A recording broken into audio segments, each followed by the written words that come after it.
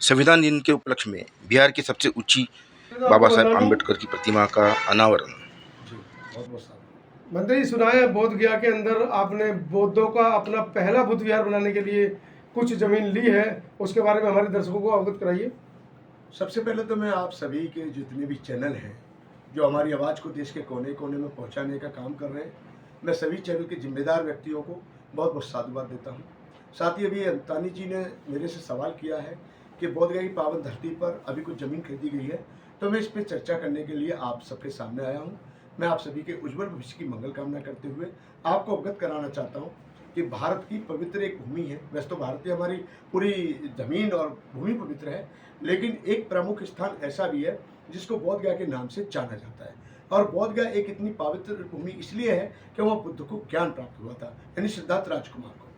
तो जहाँ सिद्धार्थ राजकुमार ने ज्ञान प्राप्त करने से पहले तपस्या की थी, डूंगरसुरी पर्वत अब कहा जाता है। पहले का इसका जो नाम है वो प्रागबोधि पर्वत के नाम से प्रसिद्ध है।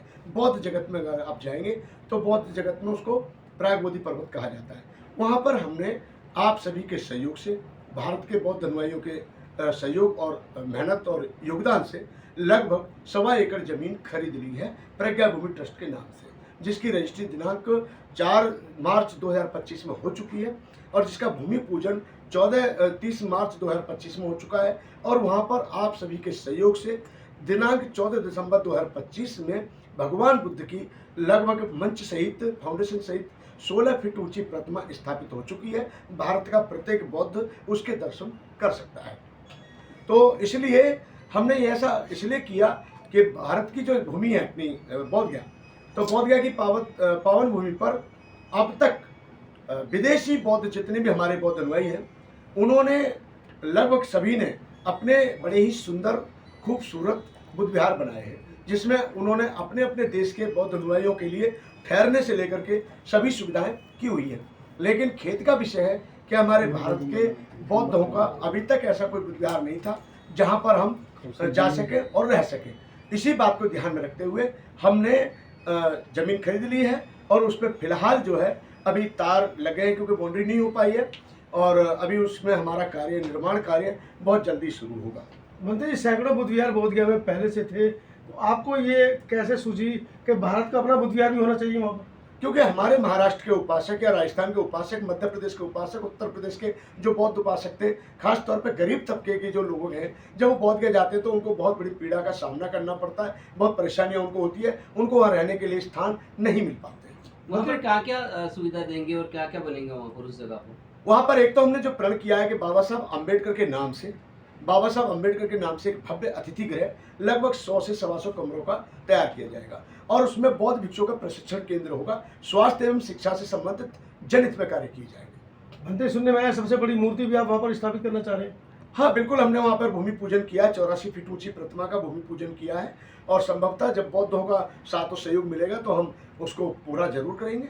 मंत्री, सहयोग कहाँ से करता हुआ इस पूरे प्रोजेक्ट का कितने का बजट है? जी, आपने बिल्कुल सही क्वेश्चन किया है। इसका लगभग पूरा 25 से 30 करोड़ का खर्चा आता है, जिसके लिए हम अपने बौद्धों से अपील करेंगे बार बार, जिन्होंने जिस प्रकार से सहयोग किया है जमीन खरीदने में, उन्होंने विश्वास करते हुए, हमारे ऊपर ट्रस्ट करते हुए, हमारी संस्था प्रज्ञा भूमि ट्रस्ट के लिए अपना तन मन धन से सहयोग किया है। हम उनसे फिर से वही आशा करेंगे कि वो अपना सहयोग जरूर समय समय पर करते हैं। सरकार का भी सहयोग इस में लेंगे आप? देखिए, सरकार से सहयोग लेना तो बहुत जरूरी है, प्रयास करेंगे, पर हम कह नहीं सकते कि सरकार इसमें कोई सहयोग करेगी। वो नंबर एक्चुअली UPI नंबर है 9968389094, 9968389094। ये तो हमारे UPI नंबर है, साथ ही उसमें अकाउंट नंबर और QR कोड हम इस नंबर पर अगर आप बात करेंगे तो भेज देंगे।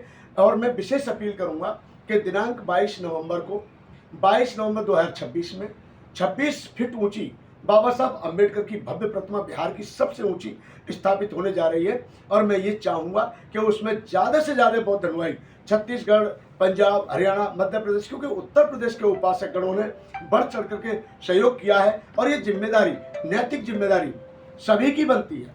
और सभी की इसलिए भी बनती है कि जो अपने आप को बुद्ध का अनुयायी कहते हैं, जो अपने आप को बाबा साहब अम्बेडकर का अनुयायी कहते हैं, उनकी जिम्मेदारी बनती है कि वो एक कदम बुद्ध गया के इस पावन पुनीत कार्य के लिए अवश्य बढ़ाएं और उन सबका जिम्मेदारी भी है वो अपना दायित्व को समझें और जिम्मेदारी को समझकर जहन में उतारें। ये मेरा अकेले का कुछ नहीं है, ये आज आप सबकी जीत है, आप भारत के बौद्धों की जीत है कि जिस जमीन पर हमारा एक टुकड़ा नहीं था, जिस जमीन को लेने में हमें बहुत परेशानियां हुई, आज भारत के बौद्धों ने सहयोग दे करके आज आपको इस लायक बना दिया है कि आप सम्मान, स्वाभिमान, अभिमान के साथ सीना चौड़ा करके कह सकते हैं कि आज हमारा भी, हर भारतीय बौद्ध कह सकता है कि आज हमारा भी अतिशीघ्र बहुत जल्दी ही बौद्धों का भी बुद्ध विहार बनने जा रहा है। इसी के लिए मैं चाहता हूं कि आप सभी 22 नवंबर 2026 के कार्यक्रम के लिए परिवारों सहित, मित्रों सहित अवश्य पधारें और उस कार्यक्रम को सफल बनाने में तन से, मन से, धन से सहयोग करें, क्योंकि ये कार्यक्रम आपका है, ये जीत आपकी है। मैं एक माध्यम हूँ,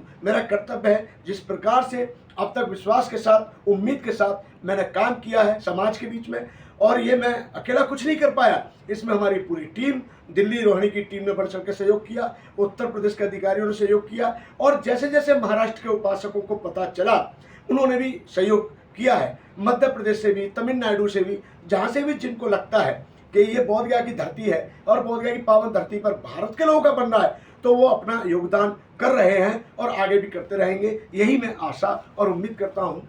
बताइए, 26 नवंबर को संविधान दिवस होता है, तो क्या ये माना जाए कि 22 नवंबर को आप इस कार्यक्रम को संविधान दिवस के रूप में मना रहे हैं?